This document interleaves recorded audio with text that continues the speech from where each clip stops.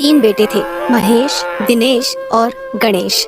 उनकी शादी को कई बरस हो गए थे, मगर अभी तक उसके तीनों बहुओं में से किसी को भी बच्चा नहीं हुआ था। इसीलिए धर्मो अपनी बहुओं से नाराज रहती थी। क्या करूं, सब पापड़ बेल कर देख लिए, मगर किसी भी बहू के बच्चा पेट नहीं पड़ा। ना जाने भगवान ने ऐसी बांझ बहुएं मेरे ही नसीब में क्यों लिखी हैं। ये सोचते सोचते धर्मो अपनी तीनों बहुओं को आवाज देने लगी। अरे अनीता, मनीषा, वो सविता, तीनों इधर आओ। नाश पीटियों, इधर आओ।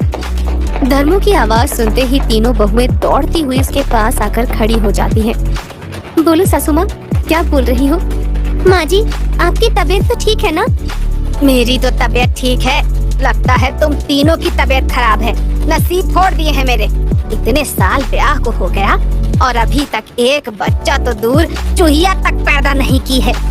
ये सुनकर सबसे छोटी बहू हंसते हुए बोली, चूहिया वुहिया हमसे ना पैदा हो सकता माँ जी, हम तो डायरेक्ट बच्चा पैदा करेंगी। पर वो दिन कब आएगा? वो हम के बतावे सासू माँ, वो तो भगवान जाने। भगवान नहीं जाने बड़ी बहू, अब तो मैं जानूंगी। तुम तीनों बहनों को इस घर से निकाल कर अपने बेटों की दूसरी शादी करूंगी मैं, दूसरी शादी। हाँ। धर्मो के कहने पर उसके तीनों बेटे अपनी अपनी पत्नियों को रोज परेशान करने लगे। तो औरत के नाम पर धब्बा है धब्बा, एक बालक तक तो पैदा नहीं कर सकती। बालक पैदा करना मेरे हाथ में होता तो अब तक पूरी फौज तैयार कर देती। वो तो भगवान देगा तभी होवेगा ना जी।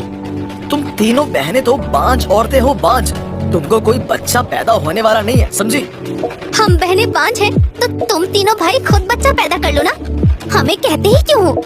चुप कर, मर्द मर्द होते हैं, मर्द बच्चे पैदा करने के लिए नहीं होते हैं। बस कुछ दिन और देख रहा हूँ, अगर अब भी बांझ बनी रही तो तेरी चुटिया पकड़कर घर से बाहर कर दूंगा मैं।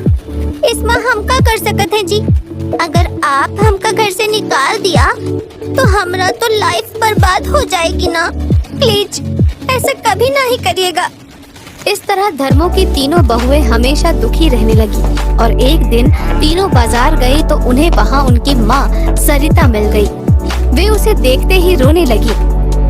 बेटी, तुम इस तरह से रो मत, तुम्हें जो भी दुख है मुझे खुलकर बताओ। माँ के ये पूछने पर उन्होंने उसे सारी बात बता दी और उनकी बातें सुनकर सरिता बोली, तुम तीनों चिंता मत करो, मैं एक ऐसे बाबा को जानती हूँ जिसकी पुड़िया खाते ही बांझ से बांझ औरत माँ बन जाती है। अगले दिन सरिता अपनी तीनों बेटियों को बाबा जी की कुटिया पर लेकर जाती है। वहाँ लोगों की भीड़ लगी थी। मैं सबकी समस्या का समाधान करूँगा, बस अपने अपने नंबर से आइए, जल्दबाजी मत दिखाइए। कुछ देर बाद सरिता और उसकी बेटियों का नंबर लगा तो सरिता बोली, बाबा जी, सास और पति मेरी बेटियों को बांझ कह कहकर दुखी रखते हैं, कृपया करके इनके दुख का निवारण कीजिए। उसकी बात सुनकर बाबा जी ने उसको 3 पुड़िया दी और बोले, अपनी बेटियों को ये पुड़िया दूध में घोल कर पिला दीजिए, बांझपन शर्तिया हट जाएगा और ये माँ बन जाएगी। धन्यवाद बाबा जी। जाओ, खुश रहो बच्चा।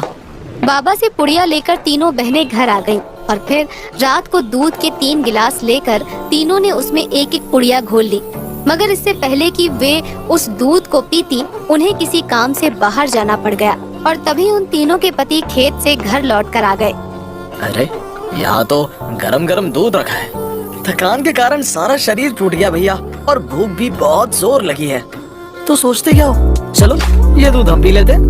ये कहकर तीनों ने एक एक गिलास उठाया और दूध पी लिया। फिर जैसे ही उनकी पत्नियों को ये पता चला तो वो हैरान हो गयी। लो, बाबा का पुड़िया तो हमारा पतियों का पेट में जा पहुँचा। अब तो लगत है कि यही प्रेग्नेंट हो जाएंगे। ये सुनकर मनीषा हंसते हुए बोली,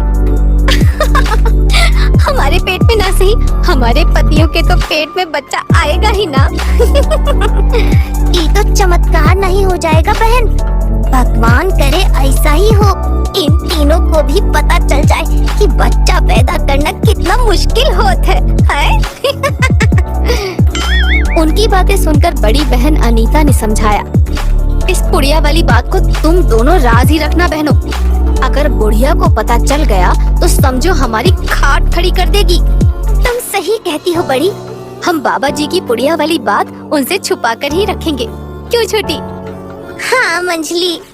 इसके कुछ महीनों बाद उन तीनों के पतियों के पेट बढ़ने लगे और उनके पेट में दर्द रहने लगा। माँ, मेरा पेट तो बड़ा ही होता जा रहा है और पेट में बहुत दर्द भी रहता है।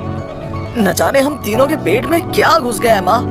मेरे पेट में तो ऐसा रहता है कि जैसे कोई बच्चा कूद फांद कर रहा हो। तुम चिंता मत करो, मैं तुम्हें कल डॉक्टर के पास लेकर चलूंगी। धर्मो उन्हें डॉक्टर के पास लेकर जाती है। आप तीनों पति नहीं बल्कि जादुई प्रेग्नेंट पति हो। मेरा मतलब है कि ये कोई चमत्कार या जादू ही है कि आप तीनों माँ और बाप दोनों एक साथ बनने वाले हो। आप तीनों भाइयों के पेट में बच्चे पल रहे हैं। ये सुनकर धर्मो ने दांतों तले उंगली दबा ली और बोली, हाय राम, तूने ये कैसा गजब किया। जिनके पेट में बच्चे देने चाहिए थे उनके पेट तो खाली हांडी से पड़े हुए हैं और मेरे बेटों के पेट में बच्चे। हे राम, अब क्या होगा माँ? अब क्या होगा माँ? अब क्या होगा माँ? होना क्या है बेटा, मुझे जो काम बहुओं के लिए करना चाहिए था वो अब बेटों के लिए करना पड़ेगा। कुछ दिन बाद उनके तीनों पतियों के पेट इतने अधिक बढ़ गए कि उन्हें घर से बाहर निकलने में भी शर्म आने लगी। उनकी ये हालत देखकर सबसे छोटी बहू बोली, अरे ओ अम्मा जी, अब तो गोद भराई का टेम आ गया है। अपने बेटों का गोद भराई रस्म भी पूरा करवा दो। अगर तुम बहुओं की यही सलाह है तो ये भी रस्म भी पूरी करा देती हूँ। यूँ तो सच में मजा आ जाएगा सासू माँ। अगले ही दिन धर्मो अपने बेटों की गोद भराई रस्म भी पूरा करा देती है। इस मौके पर पास पड़ोस की औरतें तीनों भाइयों का खूब मजाक उड़ाती हैं। क्यों रे महेश, दिनेश और गणेश, पेट में बच्चा लेकर कैसा महसूस हो रहा है? अब तो पता चल गया होगा ना कि बच्चा जनने में हम औरतों को कितना दर्द सहना पड़ता है। असली तकलीफ का पता तो बच्चा जनते टाइम पता चलेगा। धीरे धीरे उनके पतियों ने उनको सताना छोड़ दिया और सास धर्मो भी चुपचाप सी रहने लगी। आप काहे चिंता में घुली रही हैं अम्मा जी? अब तो हम तीनों का पति प्रेग्नेंट और घर में 3-3 पोता आने वाला है। हाँ बस कर बहू, भगवान ने मेरे बेटों का मजाक बना दिया और तुम तीनों उनकी चिंता करने के बजाय हंस रही हो। इसमें हम क्या कर सकती हैं? ये मौका तो उन्हें परमात्मा ने दिया है ना माँ जी।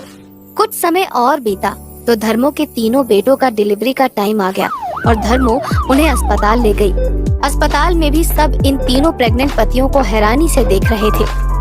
आजकल तो औरतों वाला काम मर्द करने लगे हैं। इन बेचारों ने तो अपनी पत्नियों को बच्चा पैदा करने से मुक्ति ही दे दी। बहुत प्यार करती होंगी ना बेचारे अपनी पत्नियों से, उनको तकलीफ देना ही नहीं चाहते होंगे। अस्पताल में तीनों भाइयों की नॉर्मल डिलीवरी हुई और उन्होंने 3 सुंदर से प्यारे से बच्चे को जन्म दिया और फिर अपनी पत्नियों को बच्चे दिखाते हुए बोले, तुम तीनों बहनें हमें माफ कर देना। हमें अब समझ आ गया कि बच्चा जन्ना आसान काम नहीं है। औरतों को बहुत दर्द सहना पड़ता है। ये हुई ना बात, अब आ गए हो सही लाइन पर। हमका नाज है तुम पर, बहुत ही प्यारे बच्चे पैदा किए हो। हाँ, अब तो माँ जी की गोद में 3-3 पोते खेलेंगे। इस अप्रत्याशित घटना से महेश, दिनेश और गणेश तीनों भाइयों को यह एहसास हो जाता है कि जो काम औरतें करती हैं उन्हें पुरुष के लिए करना बड़ा ही मुश्किल होता है।